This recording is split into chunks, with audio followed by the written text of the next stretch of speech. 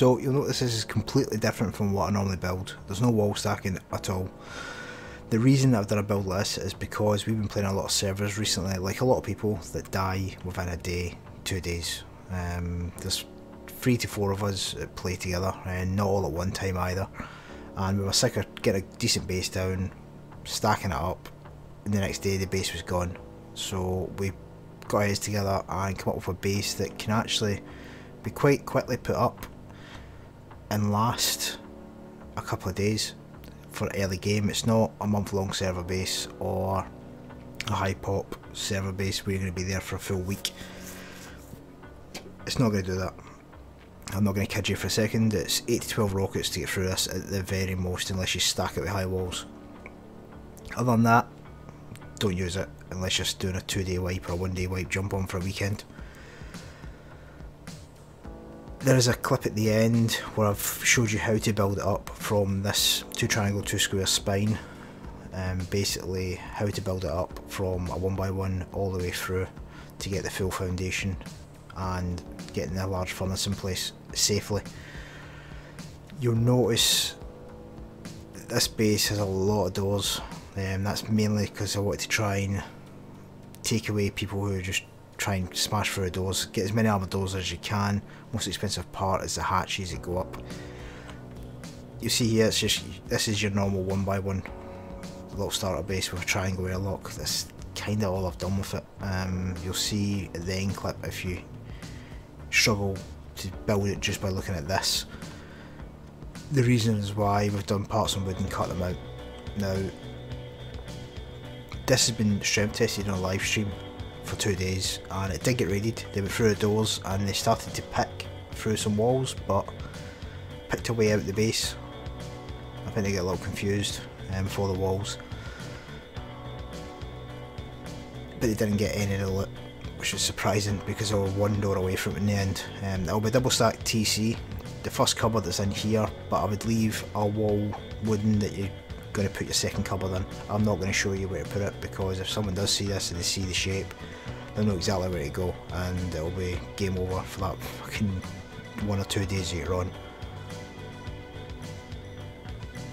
Now, the first floor is nothing too special. You see that's your first hatch coming up from the bottom.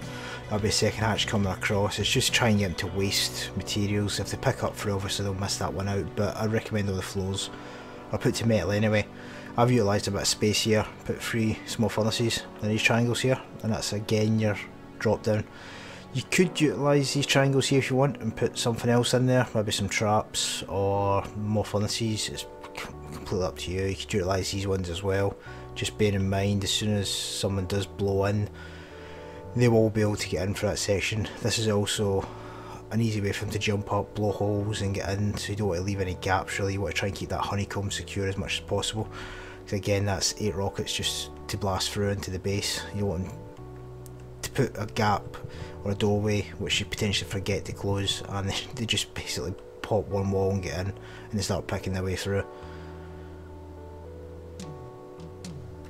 Now, second floor, it's just again all honeycomb. We've put a shit loot room here if you like, just for crappy components, bows, quick stuff that you need, or you can make it a primary loot room. It's completely up to you. Again, it's only what, 8 rockets and you're into that loot room anyway, so just bearing that in mind for definite when you're doing this, because you don't want anything that's too valuable in there. But again, as I keep saying, this is just for early game base starter pop-up.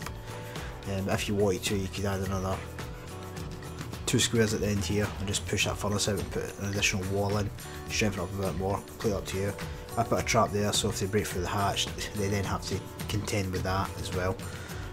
But bear in mind, if you leave that door open to activate the hatch and they pop in this way, the turret won't be aiming at them. They can destroy the turret and you get a free door through, so bear that in mind. The hatch, the drop down box hatch is here as well for the fire and shoot. I haven't put a door in there, I only put a door at the top, so if you're in the middle you have to still go through, but you might do it differently. But just bear in mind, somebody can jump in someone's head, pop that door straight in. So there's a lot of things you need to bear in mind, obviously being a smaller base and take in consideration. Now you notice that this floor is pretty much the working floor of the base. you're up high enough now so the furnace can't just be a quick jump in, and obviously unless someone's boosting up. I've put beds in the corners next to the windows. The reason why I do that is so you can crouch in the bed, so you get 2 uses out of it. Gets you a bit of recoil. Window embrasures and metal bars. You can put doors in here. I always put door frames in empty spaces just for stability, because if you want to put roof pieces on your roof, which I won't recommend for reasons I'll go into later, you can do, or you can put double doors in there, just depending on what you want to do. You've got your hatch, you've got your fireman slide there, and we're probably going to put another hatch here or over in one of these corners to get up in the roof so you can defend from the roof. Here is the primary loot room. It's up to you. This is where I've put it. You might want to put it somewhere else. I mean, you might want to change the layout from the central spine and have 2 squares coming off and have an additional square at the end. It's up to you really, how you go about it. One thing I would note from this is you've got good angles from the windows that I've put in place at the minute. The only blind spots you really have are round about here and down this side. I'm going to put a lot of different features on at the very end. I'm going to explain to you the reason why I've done it as well, due to something that's happened in Rust extremely recently, or maybe happening. So when you see it, you'll understand it a bit more why I've done it, and it's something I'd highly recommend if it definitely comes in after the recent update in May. Now, a lot of people might think this is a bit weird and think, well, why is he done this? Basically, this was shown today as part of the Rust updates. As you can see, it suggests that ladder raiding and towering is going to come back into Rust. Now, given I was basically doing this video at the time that happened, I thought back to when it was the case before and what we used to do, and this was basically how you seen the majority of bases. Metal barricades all around the top, so when they jumped on they get cut to fuck. And you'd have overhangs, so they couldn't ladder up, so they would only get to a point. It would only stop them from getting to the roof. They could still get up the walls and blow holes in the walls and get in, so it's something you really need to start bearing in mind if it happens, because it could change the whole way raiding works. I don't know exactly how it's going to be implemented yet, if it's going to be exactly the same as how it used to be. I'm not sure. But it just got me thinking of how we used to prevent people from being able to do it. I mean, the privs in this base is quite good because it's a small footprint, which will stop towering because they will jump onto these corners, but if they build a high enough tower, then they're going to drop in. I mean, hopefully they'll do something about stability of towers and they have to build a bigger tower to actually get in, but I would recommend putting external TCs fucking everywhere. Anywhere you can see a bit of land that's not got coverage, put an external TC. Anywhere you think you can put like an external turret at the side of your base, put it up, because if laddering comes in and towering comes back in properly like it used to be, Rust is going to change massively, and it's going to be definitely something we need to try and prevent when we're building our bases. So you might have noticed this base is a hell of a lot different from what I normally do.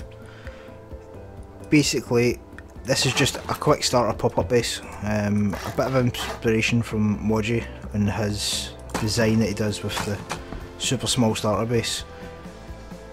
It came about because we're playing on servers at the minute that we don't intend to stay on because they die out. So we're trying to put a base up quick that's going to last the day or 2 days we're on there. And this is what I've managed to come up with as the most effective one to do and the cheapest. You'll notice I'm making some walls wood, and that's because we steadily upgrade it as we go along. And this part of the clip is showing you piece by piece, if you're a solo player especially, how to build it up. Now, this base will not be for a full month wipe, very far from it. Let me stress that. If you're streaming and just want to get a quick base up, or if you're just staying in a server for a weekend, this is what this is for.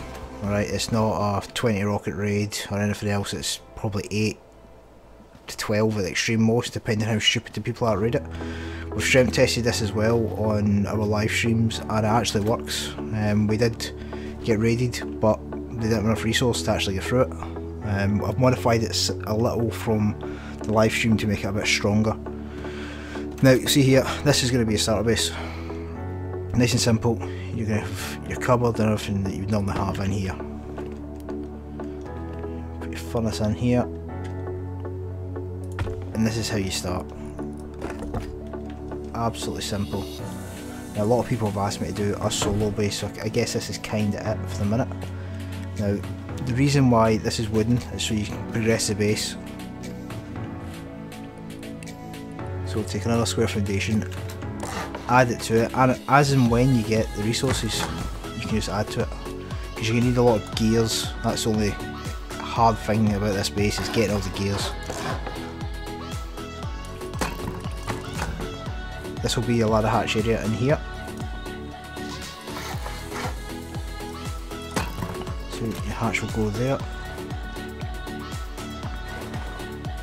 We'll also make this wood here as well. It's up to you, you can put the wood on this side or the side adjacent to it.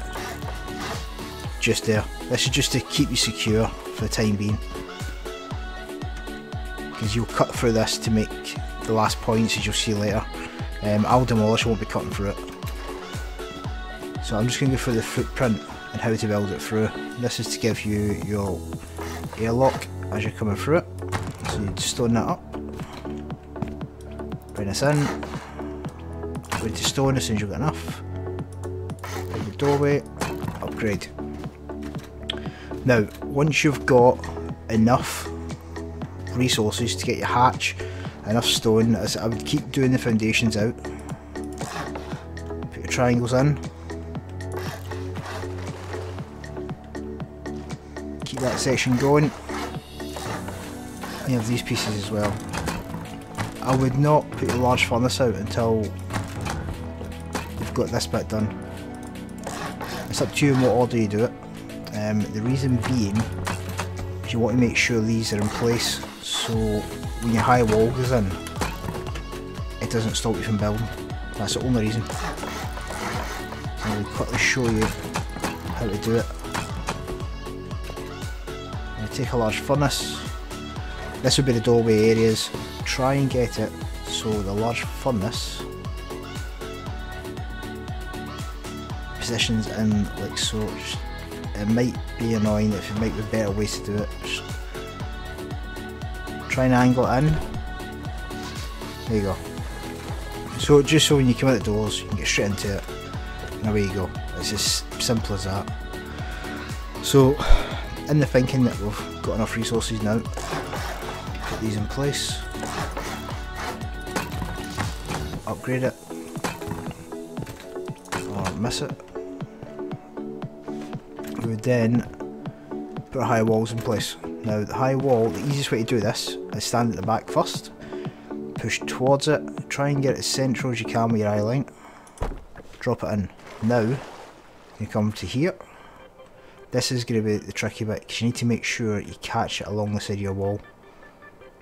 Sometimes drag it towards you, then push it back in. Done.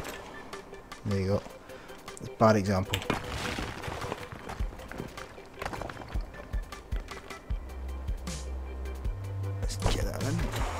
There you go, see?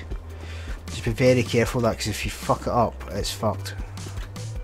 And you're stuck with it. But you can add walls to it, so it just depends really. On the live stream I actually made a complete arse of the walls. So there we go. That's it secure now.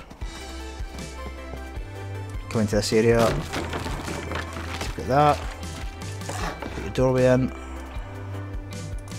Break that one away, put the doorway in, and put the doorway. Now, all that up, if you want, it's up to you. Put like a drop box in this area, with a large drop box. Just put a little box in there, so when you're emptying the furnace, you can just take everything through. You can maybe move that along and put an oil refiner in there as well. It's completely up to you. It's how you want to build it really. Now, look at this footprint as it is. You could leave it at that, but you've only got literally 4 rockets. you're into this section. I recommend that you build it out. Take a triangle from the, always take a triangle off a square, it's just stronger that way.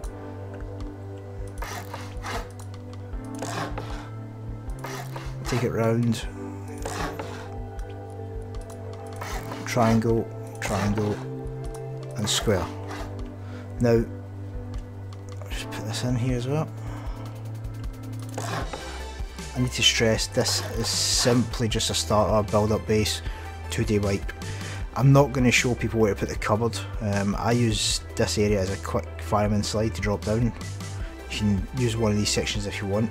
I strongly recommend that you build the cupboards up as well. It's up to you how many floors you go up. I'll put a link in the description of how much stone you use for each floor, and you can decide how much stone you use. As you see from the actual full base that we've done, we only took it up 4 just to save on resources. It took us 3 hours to get that base up. An actual game in a high pop server with there was about 180 people on at that time, and we genuinely got it up. I say the live streams are in there, you can see 2 nights consecutively the base was standing. The only difference was we didn't have these 2 pieces here at the back, so it's a modification that I've put in just to strengthen it. Do not build this in a month-long wipe. It will not last. Someone will tear through it straight away. It's an early game base that you don't intend to stay on. Just bear that in mind. So before anyone starts saying, oh, it's 8 rockets, yep, I know it's 8 rockets. It's not intended for Rustified or anything else like that. For the Zergs that live next door to you, it's just a simple startup base. I go la la la la la la la.